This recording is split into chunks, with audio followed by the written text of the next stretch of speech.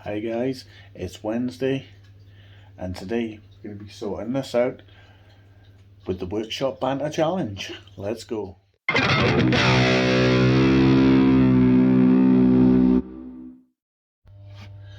So we got a dog concert going on today guys. It's always something.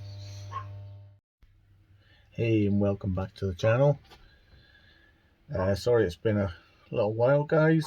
The last video I done, lost all the footage, gone, end of.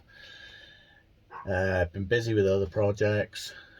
We were away for a couple of days, so yeah, well, we're back now, and today we're going to be doing the Workshop Banter Challenge, which is a challenge set by the Workshop Banter podcast, which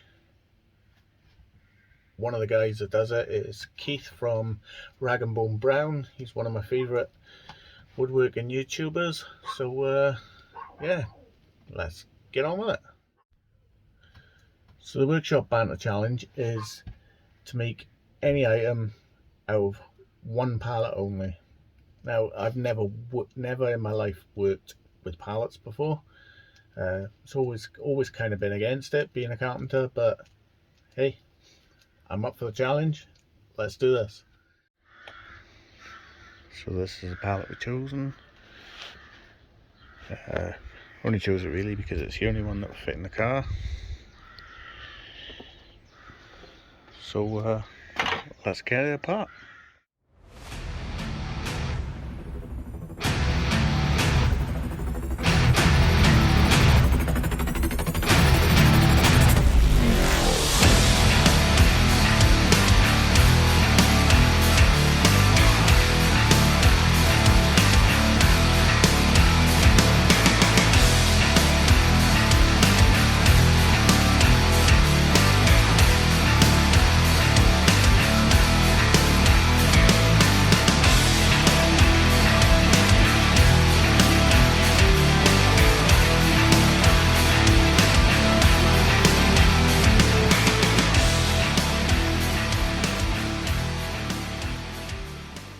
"2,000 years later." So finally got the pallet taken apart. Who knew it was that hard to take apart a pallet? I didn't. Oh well. Well, here's all my timber.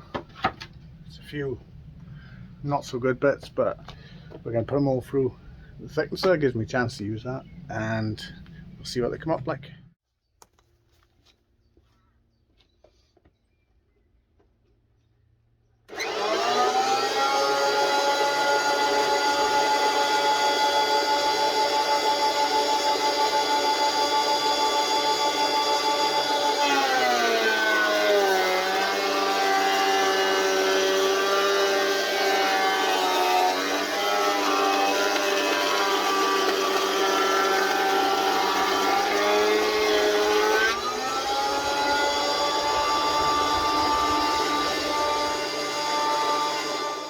So that's everything put through a thicknesser. It's not ideal outside, really needs to be in a proper workshop extraction, but I got to make do with what I've got, and that's what I got at the moment. So yeah, I'll show you those, and we're gonna run them across the planer as well. Just take one edge off, then put them through the table saw, cut them all to size, and then we'll work out what we're actually doing, because I haven't got a clue.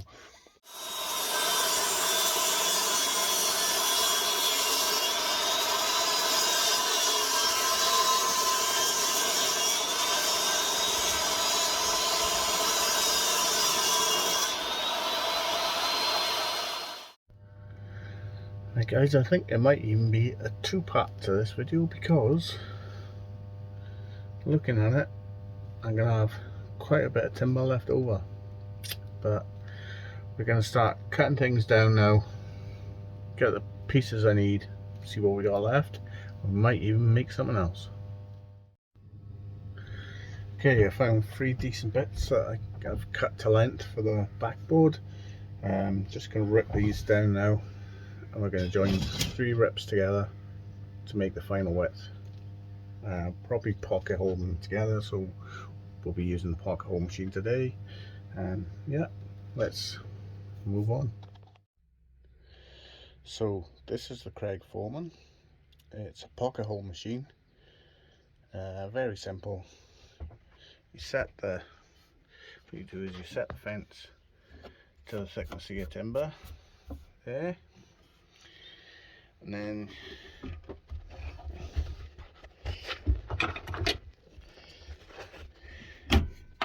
you've got this little tool which you set against the fence there, and it's got different sizes on it depending on the length of your screw. And then, as you can see, that drill bit comes out when you pull the handle down, and yeah, you set the length of your screw and away you go. So I'll set this up now. I'll show you it in action. We'll screw them back pieces together because then I'm going to engrave some lettering on it on the laser. So yeah, let's go.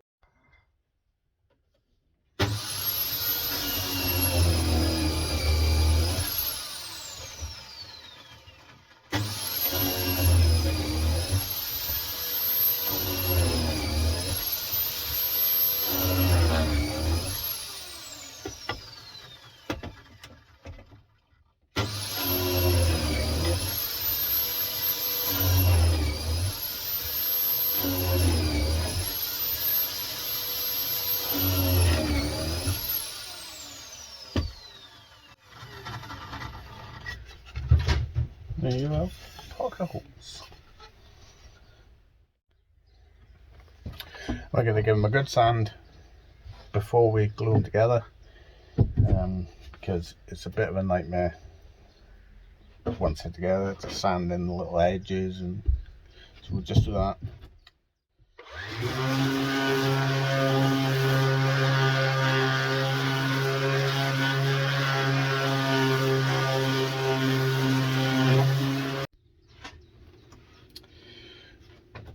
Right, so just ready to put this together, and I've just checked, and I don't actually have any pocket hole screws.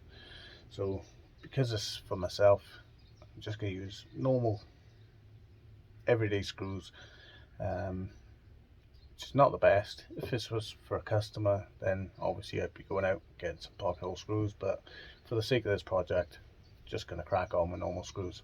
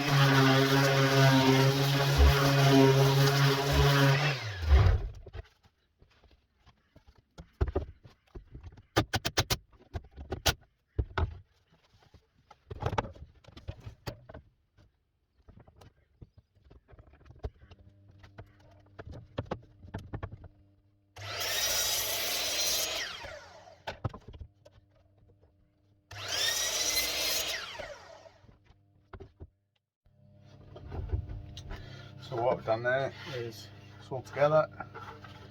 I've just squared up the ends on the chop saw, make it nice and square. Next job is to go in the house and laser this up, come up with some design, laser it up. We'll be back. So this is the design we're going for, herbs and spices. I've got that. I'm gonna laser that curved line in and then cut it out with a jigsaw,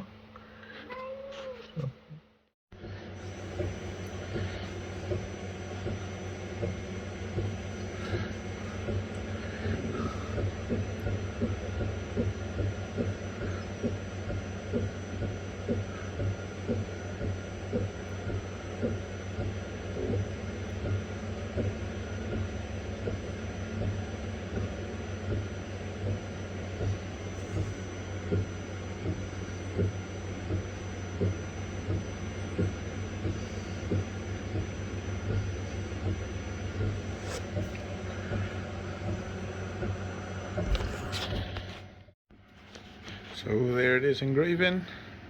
When I first built this enclosure for this, I just designed it to fit the laser in, but luckily I left a hole at the end so I could slide like a wasteboard in and out, and it's come in handy today because obviously the piece is too big to go in there. But I've had to rotate it on the laptop, but yeah, it's all good. So we're just gonna sit, wait for that to finish. Never leave a laser unattended when it's in use, because they can quickly cause a fire. So yeah, we'll just leave that to do its thing. So that's the engraving finished. Here's what it looks like at the moment. As you can see, the line there, which I'm going to cut out next to the jigsaw, and we'll go from there. That's it cut out. Nice round over on the top. Boom. Next, we'll work out the shelves, and the shelves are going to be a couple of different depths for different size things. Obviously you've got your standard herb bottles, and we have things like this which are a little bit bigger, and then we've got other things which are even bigger tubs. So yeah, different size shelves. Hi guys, I've just had a rush order in for a couple of things on my Etsy store, so I need to leave this job for today, jump on and do that. Obviously that takes priority. Yeah, just going to show you what I've done. Because it's warm in this workshop, what I've done is I've clamped it down to the bench. Just put a screw in here just to hold that corner down. I've clamped it to the bench to stop any twisting or warping overnight, or hopefully stop any twisting or warping. So yeah, catch you tomorrow.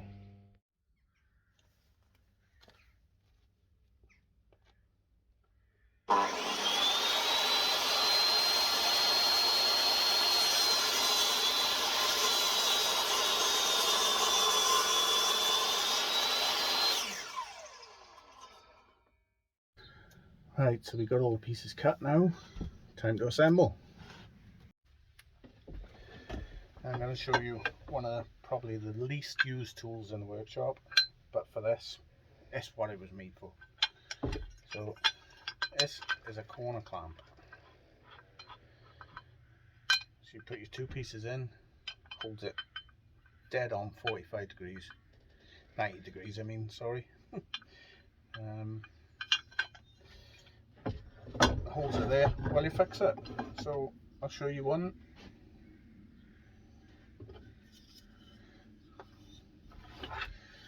So go join these two together on the mitre. So you do a little bit of glue.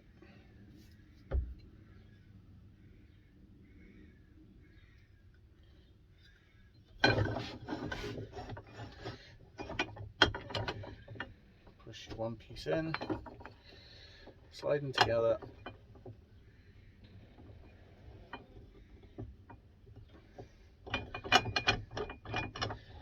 Do it up just loose to start with. Make sure you're all lined up in a corner, and then just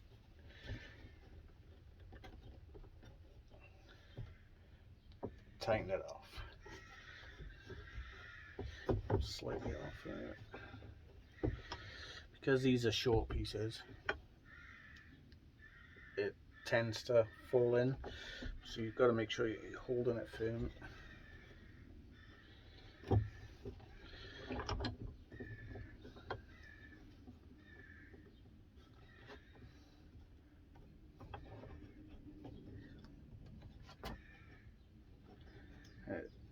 I'm perfect, as you can see, I'm perfect at the bottom, but it's opening up at the top, and that's because this short piece is tending to twist. So That's what we do. Get a normal clamp.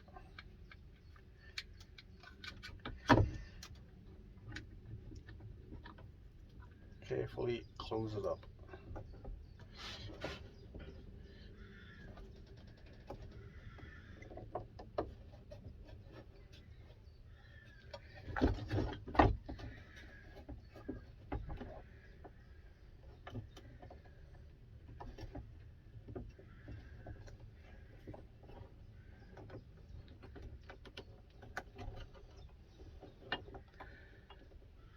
Okay, this didn't go to plan, but it is just because of that shorter piece. I can see it pulling as I'm tightening it.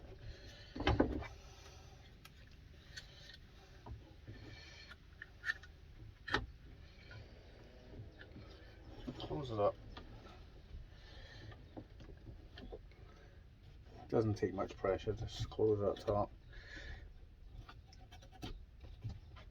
And so all I'm going to do is use the D-bolt pinner and just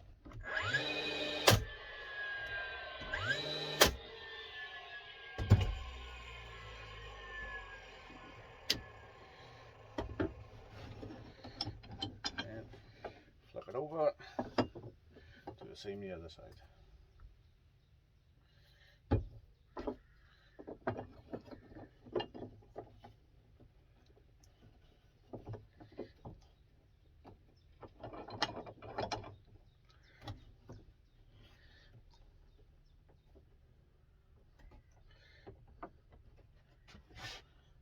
This one actually came out a little bit better. Don't need that second clamp.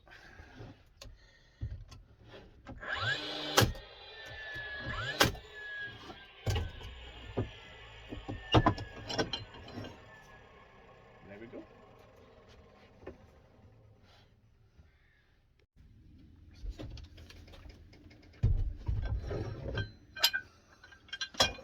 Right, now we've got the 4 of them put together.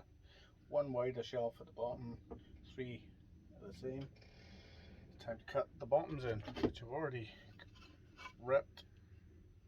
Just got to cut them to length and fit them in. And then we'll be ready for a bit of routing, put a round over on all the edges, and then we'll be ready for putting some Danish oil on.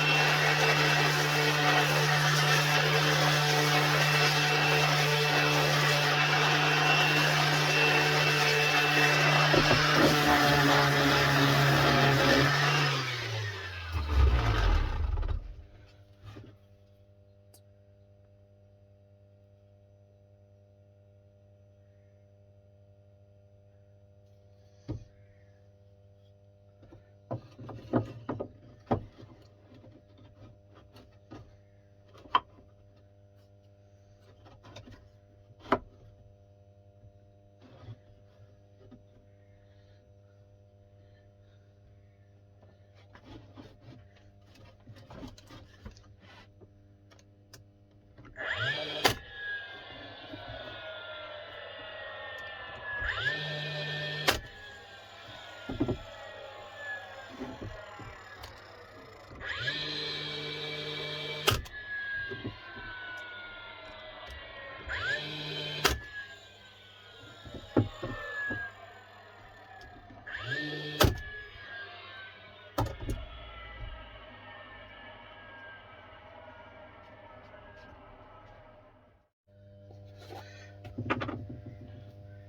little bit of wood filler again, just for the pinholes.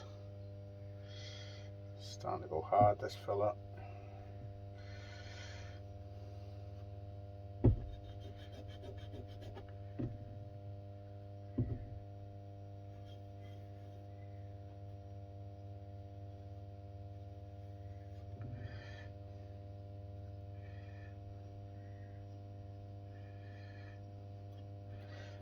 This filler is by Worth, and it's pretty decent.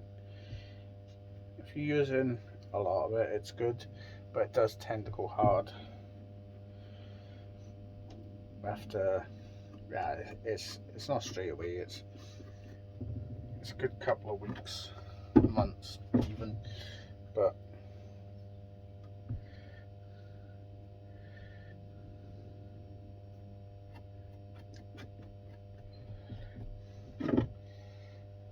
what I'm doing is I'm just filling each one as I go, and by the time I've put them all together, this filler will be hard, ready to sand, and by the time I've sanded that and I get them through them, they'll all be ready.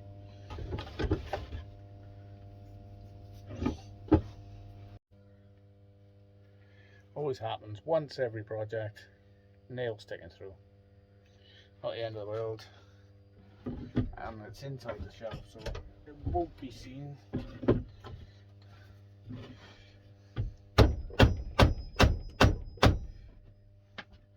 if I could find the nail punch, I would punch it in.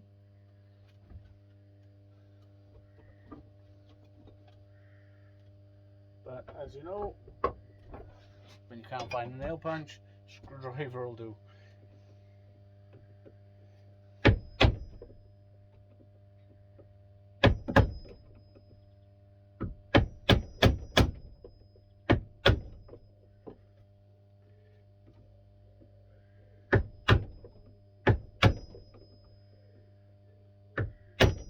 Sometimes.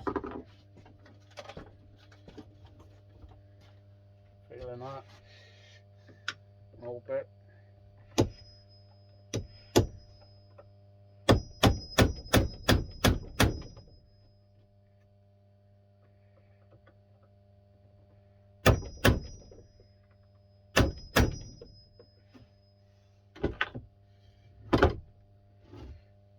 Bit of filler over that. Never to be seen again.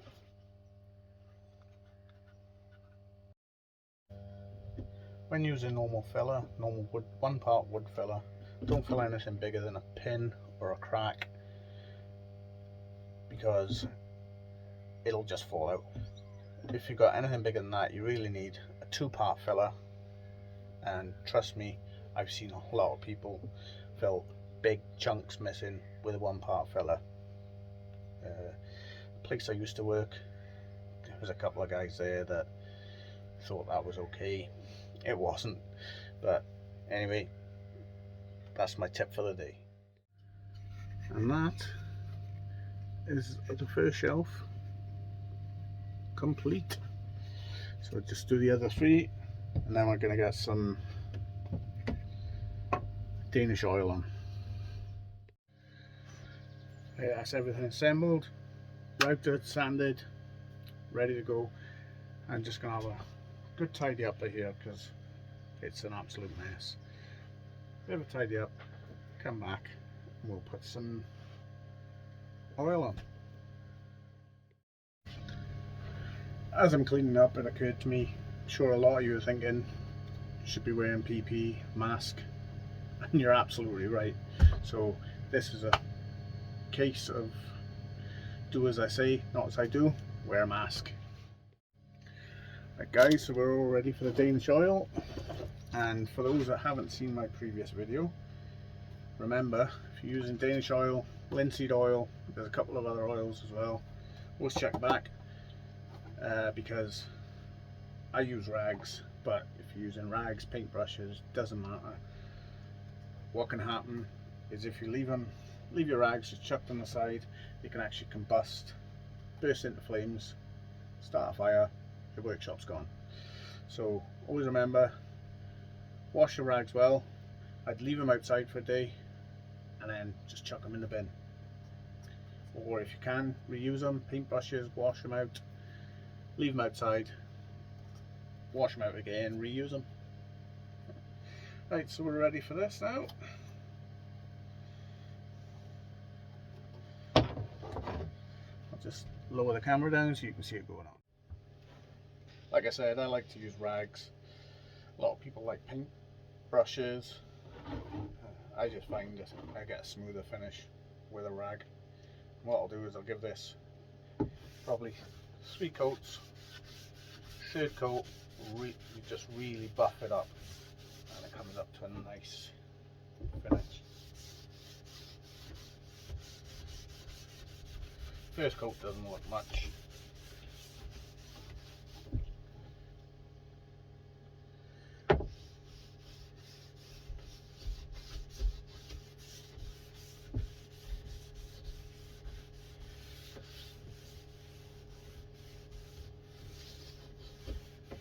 Danish oil is actually, when it's dry, it's actually food safe, so it's ideal for this. I know pallet wood probably not the best around food, but everything's in jars, it's not a problem. There is no food directly touching any of the wood.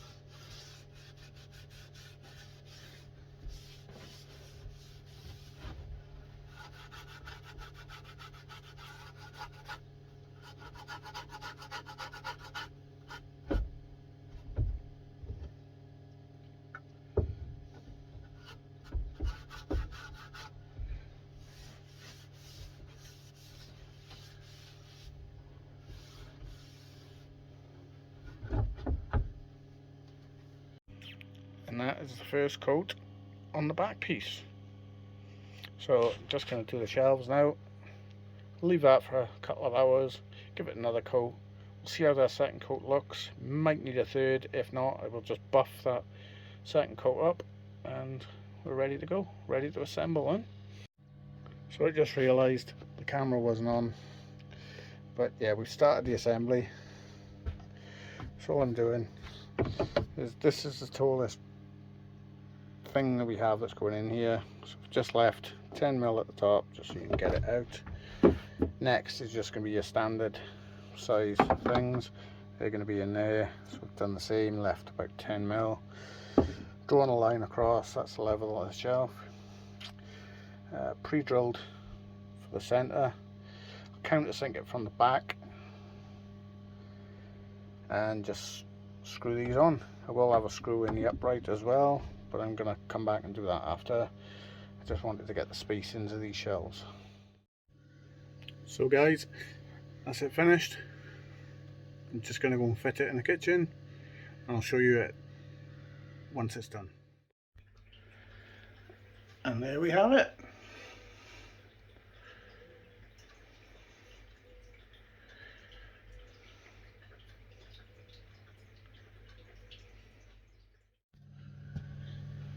Right guys, well that's the end of this video.